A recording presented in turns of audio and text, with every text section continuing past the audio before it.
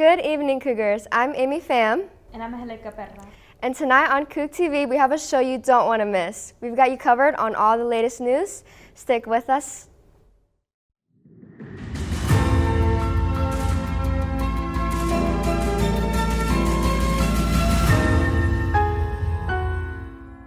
During the evening of February 7th, a student parked in the UH Welcome Center garage was forced into her car, threatened with a knife if attempted to call the police. She was then sexually assaulted in her own vehicle. According to UHPD, the suspect is now in custody. This crime came after at least 2 scooter robberies that were reported earlier in the week, where UH students were beaten and left without their possessions. The university is now facing immense pressure from the student body and their families to strengthen on-campus security, with various petitions picking up steam in the wake of these back-to-back crimes. Now 24/7 security patrols Welcome Center garage are now being implemented. So long Minute Maid, welcome Daikin. While some fans may not believe it, after 22 years, the Minute Maid Park is now officially named Daikin Park. This past week, the classic orange signs we all know and love were removed from Houston Astros home stadium and replaced with the updated blue signage, marking our new era for our city and our beloved team. The stadium's new namesake Daikin belongs to a Japanese air conditioner manufacturer that operates outside a major facility in Waller, Texas. This renaming is a result of a 15-year exclusive naming rights partnership with the company, which will now run through the 2039 season. In the 3 weeks since President Trump re-entered the White House, his administration has escalated economic pressure on foreign trade partners like China, Canada, and Mexico, sending waves of both optimism and fear for consumers across the country. Supporters of his tariff plans argue that forcing importers to pay more in taxes is long overdue, and in the long term would push U.S. companies to move their operations back to the U.S. Critics, though, claim these plans could worsen inflation by making imported goods such as food products more expensive in the short term and could damage relations with these countries in the future. In what's being dubbed as an example of corporate greed run amok, a historic community center in Houston's 5th Ward neighborhood was recently discovered to have dangerous levels of toxic chemicals in their soil, a byproduct of decades of industrial pollution. According to the APA report, toxicity levels exceed 5 times child safety limits, endangering future operations for Hester House, which serves over 1,500 residents yearly. This report is one of many into 5th Ward's now infamous cancer clusters, all linked to former industrial sites. Community advocates are now calling for stronger regulations and accountability measures. Next award season is officially underway for this past year's movies, music, and more. From breakthrough stars like Chappell Rowan making massive headlines at the Grammys, to massive scandals shaking apart Oscar nominations. On the eve of the film industry's biggest night, we can't wait to dive in. Hey Cougs, welcome back to the show. So much has happened in the world of entertainment recently. Today's top stories are about the Grammys and the upcoming Oscars. The 67th Annual Grammy Awards happened on February 2nd. It was a star-studded night of heartfelt speeches and show-stopping performances. Highlights included performances by Sabrina Carpenter, Doechii, and a surprise return from The Weeknd. The show also raised funds for wildfire relief and honored first responders who have been helping the recovery process across Los Angeles. Fan favorite musicians took home some of the Grammy's most anticipated awards. Chappell Roan won Best New Artist and used her acceptance speech to advocate for fair wages and healthcare for artists. Kendrick Lamar earned 5 Grammys, including Record of the Year for his song Not Like Us. Meanwhile, Beyonce's Cowboy Carter won Album of the Year, her first time receiving the award. Speaking of award shows, the 97th Annual Academy Awards will be held on Sunday, March 2nd. Last month, the Academy revealed the nominees. The film, Emilia Perez, tops the Oscars leaderboard with a stunning 13 nominations, including Best Picture. Other Best Picture contenders are Dune, Part 2, Anora, Conclave, The Substance, and Wicked. Notably, Emilia Perez, star Cara Sofia Gascon, is the first openly transgender nominee in an acting category. However, the film is facing controversy over Gascon's past offensive tweets. Will this new controversy tank the film's chances of winning the award for Best Picture? Only time will tell who will secure the win. Well, Cougs, that's all the entertainment news we have for today. Now, on to our show. Love is in the air, Cougs. Valentine's Day is coming up soon, and what better way to celebrate than reading some Valentine's Day Reddit stories? Okay, our first story comes from Mr. Flower Power. Am I a jerk for sending my girlfriend too many Valentine's Day flowers and making her sister's husband look bad? Okay, based on the question, what are we thinking right now? No, he needs to step up his game. Wait, what? What was the question? Okay, so repeating the question, am I the jerk for sending my girlfriend too many Valentine's Day flowers and making her sister's husband look bad? No, I don't think you're a jerk. I think he's setting the example on how girls should be treated on Valentine's Day. So no, I don't think he's a jerk. What I about don't you? think so. Maybe like, you. Yeah, go. just because other couples see like how you're acting as a couple, like that says something more about them as a couple than like you as a couple. Okay, good. Okay, now here is the context. Okay, 2 details you guys need to know. 1, I have a high-paying job that often requires I drop everything to travel without notice. 2, my girlfriend loves flowers more than anything. They are her favorite thing in the world. And now here's the story. Early in our relationship, I had to miss something important without notice. To make up for it, I sent her 3 dozen roses. She loved it and probably as a joke told me I had set the bar and I had better always send her 3 dozen roses if I was ever going to let her down. We've been together 3 years since then, and I have always sent 3 dozen roses when we are apart. It's a tradition, and we both love it. On to the dilemma. Girlfriend got bad news about a family member's health and headed back to her hometown a couple weeks ago. I couldn't join. Her 2 sisters came back as well with their husbands. Valentine's Day came around, and although it wasn't my fault we were together, I ordered a gift of 3 dozen roses plus candy and a stuffed animal. Day off, I got an alert from FedEx of a delayed shipment and panicked. It broke my heart to think she wouldn't get any flowers that day, so I called around to local florists and found one who could deliver them for a fee. I sent another gift pack of 3 dozen roses. Turns out FedEx managed to deliver the original package. Girlfriend ended up with 6 dozen roses, 2 cards, 2 boxes of chocolates, and a teddy bear. She joked that I had just now raised the bar and she expected no less than 6 dozen roses anytime we are apart. All jokes aside, I can tell she really appreciated the trouble I went through. The next day, I heard from the sisters' husbands. They were furious with me, saying I made them both look awful. Turns out one bought his wife a leftover bouquet of half-dead tulips, and the other didn't get his wife anything at all. I guess they both were going to use the commotion as an excuse. My girlfriend ended up sharing her roses with both of her sisters so they could feel all special, but it was clear they were all for me. My instinct was to take a victory lap, but girlfriend's mom/dad called and explained that they thought I should apologize. I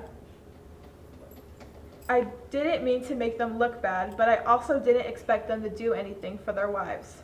Am I a jerk for sending my girlfriend flowers on Valentine's Day and making her sister's husbands look bad? Okay, so now that we know the context, what are we thinking? I think my position is still the same. He was not the jerk. Like, they're the ones who decided to be incompetent husbands, honestly. It was kind of what I was expecting from the title. Yeah. Like, it just seems like a case of like him raising the bar, and like really it sounds like the other couple's like jealous that he like raised the boyfriend bar. Yeah, I think they're just jealous, and they are jealous that they were underperformed by a boyfriend, not us. Exactly. He wasn't even a husband. He's just a boyfriend. He's just like, a boyfriend. If I was the husband, I'd feel some type of way. But I probably would have went and got my wife more flowers to beat him. And half dead bouquet. Like, That's so sad. Yeah. Okay, so do you think the husbands had any reason to be mad at him? no. No. Are they broke? No. They afford, like a live flower? So do you think they should have done better? Oh, definitely. Yes, I think the husband should have done better, and I also think that they should have planned out Valentine's Day so that, honestly, why would the sister share the roses with her sisters? Like, that's why you got a man, like, on Valentine's Day. Also, they're like, oh, the commotion. They thought they could get away with the commotion. So they had nothing planned. They had nothing planned. And they were I just would gonna divorce. Yeah. Like, hello? Honestly. Where's that question at? Would you divorce them? Yeah, I would. Yeah. Would y'all divorce? I mean, I would be married to them in the first place because they usually show who they are before you get married to them. If you have a boyfriend, make sure they're coming through on Valentine's Day. If not, drop them. Yeah, there Yeah, 'cause why would you want a husband like that? there might already be grounds for not so healthy relationships. Yeah. compared to The boyfriend. The boyfriend. OP. Yes. The OP. I agree. Is there any more Reddit questions? well, there we have one more question. And finally, well, I think we answered this already. Is he a jerk? No. No, he's not. No. No, I think the husbands are jerks. Also, why did the parents ask him to apologize? Why they're in their kids' business like that? Yes. Okay. So, now that we're done with the story, I think we should show the audience our cookies. For sure. Okay. This was not open. I was trying to This get that is out. mine. Beautiful, beautiful. I tried to write I heart and then I just covered it up with little heart sprinkles. Not exactly my original plan, but I drew some flowers. Wow, that's I really tried to cool. draw a little bit of some I went rosy free-spirited. swirls. So I just dumped the whole sprinkles on here. As long as it's edible. And then add some sprinkles. Perfect. Beautiful, beautiful. Well, Cougs, that's all for today. We hope you all have a happy Valentine's Day. Amy, back to you. Thank you, Madeline. That was a lot to unpack, but great show as always. Next, we're going to hear from our meteorologist, Marlene, about all things you should do to prepare for the upcoming week. All right, Coog, so this Wednesday, that rain is going to be coming in very, very heavy. We're sitting at an 80% chance of probability for rain, including thunderstorms. And for Thursday, that's going to follow along with probably a little bit of rain. We are sitting at a 20% chance of rain, but definitely cloudy skies throughout the day. Now, Friday for Valentine's Day, anybody who has any outdoor plans, I have some pretty good news for you, as the sun will be back out and no rain is expected. The weather is also going to be pretty decent. It won't be too cold, won't be too hot. We are sitting at a 58 degrees for the lowest temperature. And now for Saturday, we are going to start to see that rain again. We are seeing a 60% chance of probability for rain. And then Sunday, the skies will be clear all over again. Sunny day, very well to finish off the weekend. But the temperatures for this week are very interesting. So we are going to be seeing some low 40s at the middle of this week. But like I said, when Friday comes around, the lowest temperature that we'll be seeing is 58. And for the weekend is when we'll start to see again some lower temperatures, like even in the 30s. Now this is our radar for Wednesday, when we're expecting those thunderstorms. So a lot of thunderstorm symbols right here, because that is what we're expecting to see. But once Wednesday afternoon rolls around, we're going to start to see those skies clear up. But like I said, we are going to see rain come all over again on Saturday. And now specifically for the morning time is when we'll see that scattered rain throughout the day and throughout the Houston area. But once 9 p.m. rolls around, we'll still see more heavier rain than what we saw earlier in the day. And that rain will continue up until Sunday midnight. Thank you, Marlene, for the weather updates. Just a few more weeks of the cool weather and on to spring. Next, we're going to dive into some huge updates in the world of sports. From Lewis Hamilton signing with Ferrari, making a new era for F1, to Houston Texans hiring a brand new offense coordinator that could really change the game for us next season. Stay tuned.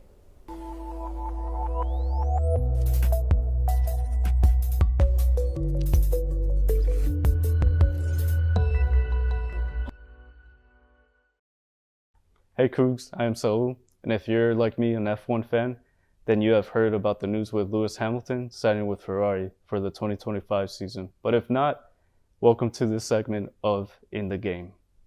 Lewis Hamilton's transition from Mercedes to Ferrari for the 2025 Formula One season has been a significant development in the motorsport world. After 12 years with Mercedes, Hamilton signed a multi-year contract with Ferrari, marking a new chapter in his illustrious career and also making history in F1. His arrival at Ferrari was met with enthusiasm as he shared a photo on Instagram that became the most liked F1 post ever, surpassing his teammate Charles Leclerc's previous record. In early February 2025, during his preseason testing in Barcelona, Hamilton experienced a high-speed crash that caused significant damage to the car's suspension and aerodynamics. The crash was interpreted by some as a sign of his aggressive driving style and comfort with the team. But the good thing about this is that it gives an opportunity to Ferrari to improve their car to its specifications in order to win more races. Off the track, Hamilton's move has proven financially beneficial for Ferrari. His record-breaking Instagram post generated an estimate of $400,000 in brand value for the team's sponsors and highlighting his influence beyond racing. As the 2025 season approaches, all eyes are on Hamilton and Ferrari, with fans and analysts eager to see how this partnership will unfold and whether it will lead to a championship success. Thanks for tuning in. Go Cougs! Welcome to In the Game. I'm Dylan Garcia. I'm sure you've heard the news. The Houston Texans have made a major move at offensive coordinator. Bobby Slowick has exited stage left, and the Texans are bringing in Nick Caley, the former Rams passing game coordinator and the tight ends coach. So what does this mean for Houston Texans fans, CJ Stroud, and the offense? Let's unpack this move. Starting with the good and the bad, Bobby Slowick did play a huge role in CJ Stroud's incredible rookie season, designing a top-tier passing attack that turned the Texans into a legitimate playoff contender. And he had us excited. His creative play calling helped Houston move the ball efficiently, and he had Stroud looking like a veteran. But let's be real, Slowick had his struggles. The run game was inconsistent, and at times, even me and my father could predict the next play. The Texans also had trouble closing out games, and some of the red zone decision-making left points on the field. So while he did help us build a foundation, some areas do need improvement. So now the big question, who is Nick Caley, and what does this truly bring to Houston? Caley has spent some time under some of the best minds in football. He's worked under Bill Belichick in the New England Patriots, developing tight ends, and most recently, he was with the Rams as their passing coordinator. This means he's been learning from Sean McVay, one of the most innovative offensive minds in the league. So we should expect more creativity in the passing game. With McVay's influence, Caley could bring a better use of the tight ends, but most important, a better pass protection package. This could be a big boost for the Texans, especially if they want to take some pressure off of Stroud, but then also establish a more complete system. In all, our Texans made huge strides in 2023, and now with the new offensive coordinator, the question is, can you take me higher to a place where blind men see? Will his system unlock more weapons and elevate Stroud's game even more? Only time will tell, but Texans fans, let us know. Who would you preferred, or do you feel comfortable with Mr. Castillo's judgment? Drop your thoughts in the comments and stay tuned for more Houston sports coverage. Go Cougs! Thank you for watching, and be sure to tune in for our next show Friday, bringing you all the biggest news stories and updates you'll need.